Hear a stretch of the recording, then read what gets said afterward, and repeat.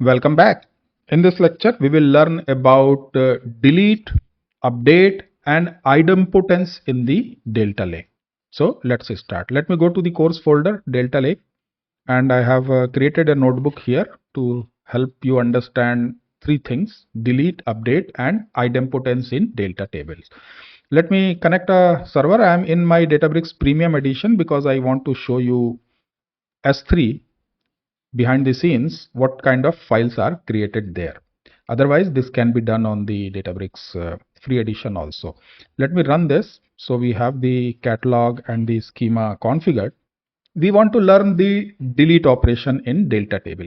There is nothing specific to learn about it. If you know SQL, you know it already. Same SQL syntax works for Delta table. But anyway, let me show you. I'm going to create a customers table and insert 6 record. So we will be doing 2 transactions here. The first transaction is creating the customer table, and second atomic transaction is inserting these 7 rows. And we will see 7 rows are inserted. Now, if I go behind the scene and look at the storage bucket, what do I expect to see? I see one delta table data file, means the Parquet data file, right, in the table, because as of now we have inserted only 6 records and done only 2 transactions, right? So let's go to the S3 bucket for this table. In the tables, I have this folder, and this is my folder for that specific table. You can verify the folder details from Unity catalog. But what do you see? We see only one delta file, one Parquet file here. This is the only data file we have as of now. And that's obvious because we inserted only once 7 records. So this data file must contain these 7 records. What do you expect to see in the delta log? I expect to see 2 JSON files. Transaction 0 for creating the table, transaction 1 for inserting the records in the table, right? Now come back and try to delete something from this table, and we will understand how delete works behind the scene in Delta table. So what I'm going to do here, I'm going to create one scenario of GDPR delete request, right? So assume that we have this table eraser requests, and whatever customers want to request us to delete their information from our system, they can raise a request and that request will be captured in this table. So as of now we have 3 requests here to delete information about these 3 customers. How can we delete? We can write a job which will delete, right? Delete from customers, where customer ID in, select customer ID from eraser request. Super simple. It will delete 3 records, right? Let's run it. And it deleted 3 records. Now tell me how this delete would have been implemented in the Delta table. We had one data file here, right? So will Delta table update this data file? No. In the past, Delta table was designed to read this data file and read all those 7 records. And since we removed 3 records, remove those 3 records from the data set, you are left with 4 records, right? Write those 4 records as a new data file, new Parquet file, right? So if somebody wants to read version 1, he will read this data file, and somebody wants to read version 2, he will be reading the new data file. And this approach was known as copy on write. And this approach was implemented not only for the delete but also for the update and merge. But now Delta table advanced it, and now they implement the deletion vector. So what is deletion vector? Instead of creating a new data file based on this data file, what Delta table will do, it will create a small metadata kind of file here itself, call it deletion vector, and in that file it will record that which 3 records were deleted from this original data file. And if somebody wants to read the new version of the data, Delta table will read this data file and skip those records that are there in the deletion vector. So it will read this data file and also read the deletion vector and skip the records from this file which are there in the deletion vector and present you the results. That's how deletion vector works. So if I refresh this, since we have deleted, we should see the deletion vector. Let me sort it, right? So this was the original file that we created at 182735, right? And then we deleted 3 records. So 183005 delta table has created this deletion vector. You can see it in the name itself, right? And that transaction is complete, right? That transaction is complete. Now at that point, if somebody wants to read the table, how delta table will work? It will read this data file, skip the records from this deletion vector and show you the records. That's all. And that improved performance for delta table delete and update and merge. Same behavior is implemented in delete, update and merge. So now when you delete a row, it creates a deletion vector and completes the transaction. And the same is applicable for all 3 kind of operations that modify the data: delete, update and merge. Earlier it used to be copy on write. But one more thing has happened recently. Databricks has now baked in the optimize inside the update, delete and merge statements. What does it mean? Every time you delete or update or merge, optimize is automatically triggered, right? The update, delete or merge transaction will complete, but immediately after that, a separate but immediately optimize operation will be triggered by Databricks just to optimize the files. And we can see that also after the deletion vector at 183007, deletion vector was created at 183005. After 2 seconds of that, there is an optimize operation that created a new data file, new Parquet file here. And this file now represents a newer version of the delta table. So if you read the table after the optimize, you will be reading only this file. You will not read the old file and deletion vector. These 2 files are now representing older version, right? And maybe they will be vacuumed after 7 days if we run the vacuum, and these files will be cleaned up, right? Same thing you can see in the delta log transactions also. Let's sort this also, right? So transaction 0 was created when we created the file. Transaction 1 was created when we did the insert statement.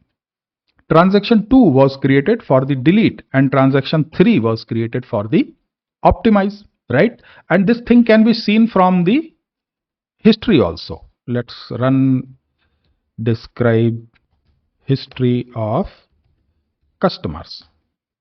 You can see all those transactions.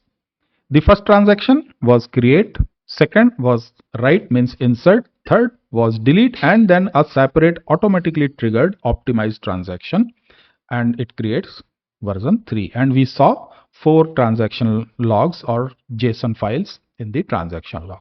That's how delete works. That's all about the delete. Now let's talk about the update. So assume that we have a customer spends table here, which records which customer has spent how much. So customer ID 1 has spent 8,200, like that.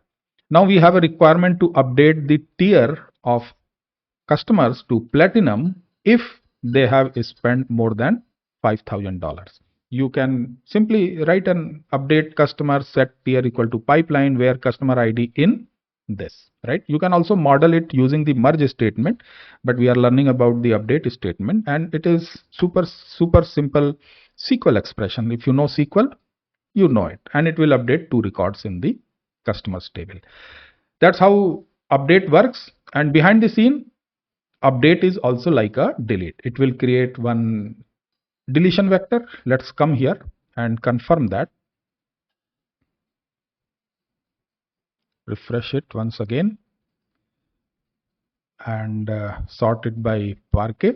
So we saw insert, then delete, and then optimize, then this file created for update with a deletion vector, right? And this one is for optimize. That should have happened as the last transaction. And That's all about delete and update. Now let's talk about the idempotency feature in the delta table.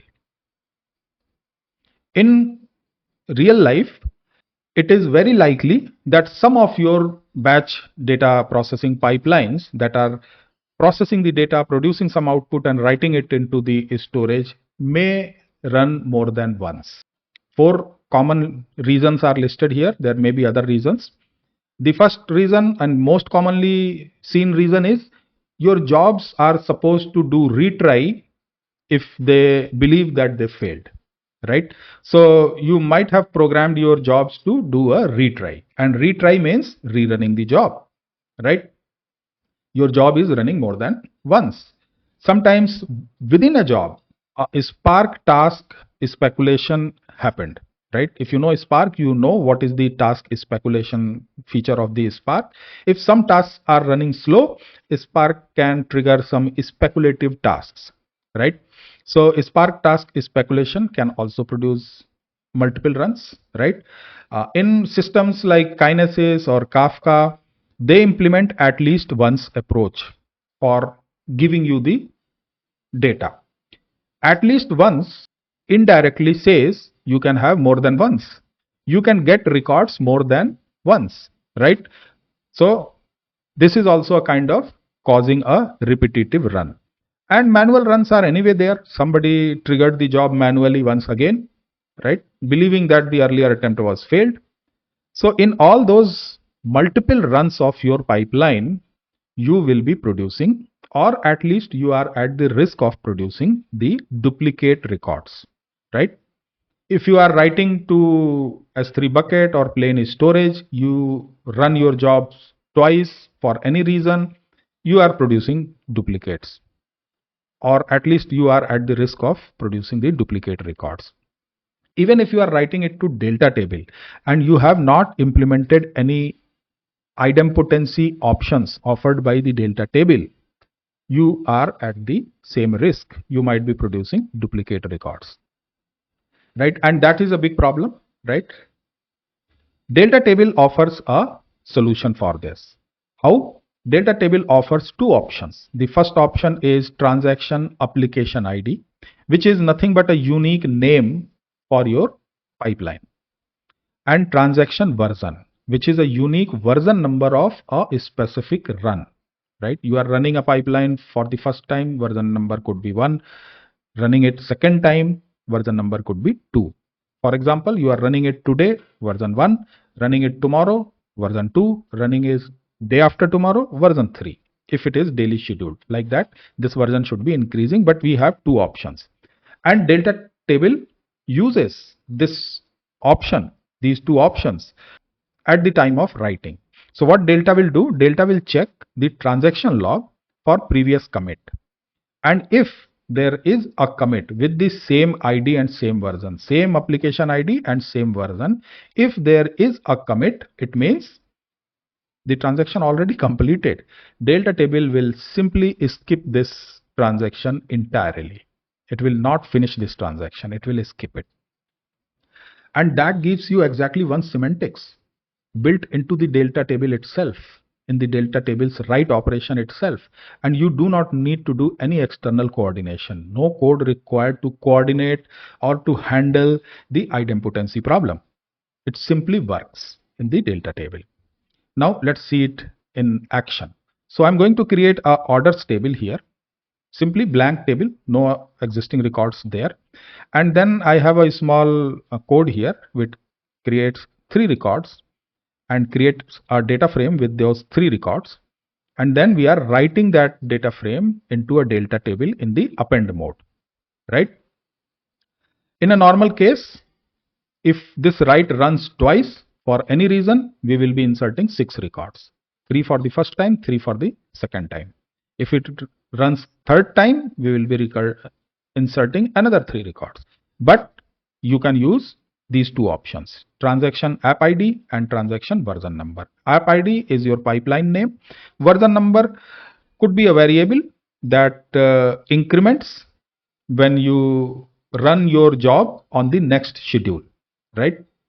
For the same schedule, During the retries, this version number should not increase. That's all. If you implement this and run it, you are protected from the duplicacy caused by multiple runs of the job. Let's try running it.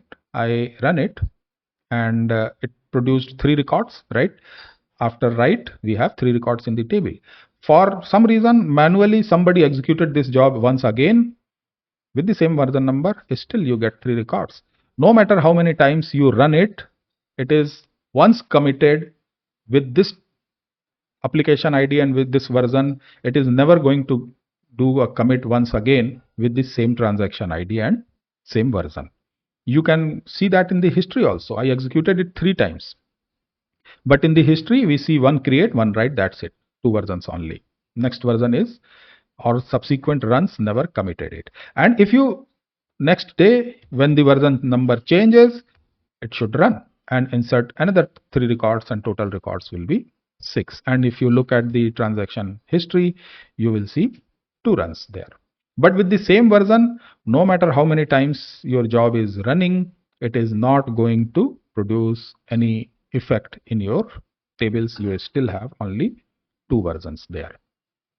That's about the idempotency feature, or the way to achieve exactly one semantics in your delta table. That's all for this lecture. Let me summarize it. Delete is an atomic operation in delta table. Earlier it used to implement copy on write. Now it implements deletion vector. And Databricks has also baked in auto optimize in the delete operation. So after delete, an auto optimize operation is triggered. It doesn't trigger the vacuum. Vacuum is something we will have to handle as per our requirement, as per our retention policy. But optimize is automatically triggered for every delete. And update also behaves in the same way with little variation. Maybe with the deletion vector, it is also producing some data files, but high level, the approach is same. And idempotent writes. Job retries and at least once semantics are fact of the life. It happens in most of the project. To protect you against the duplicacy or give you exactly one semantics, delta table offers these 2 options. Implement these options and you can implement the exactly one semantics for your delta table without any external coordination needed. That feature is baked inside the delta table write itself. That's all for this lecture. See you again. Keep learning and keep growing.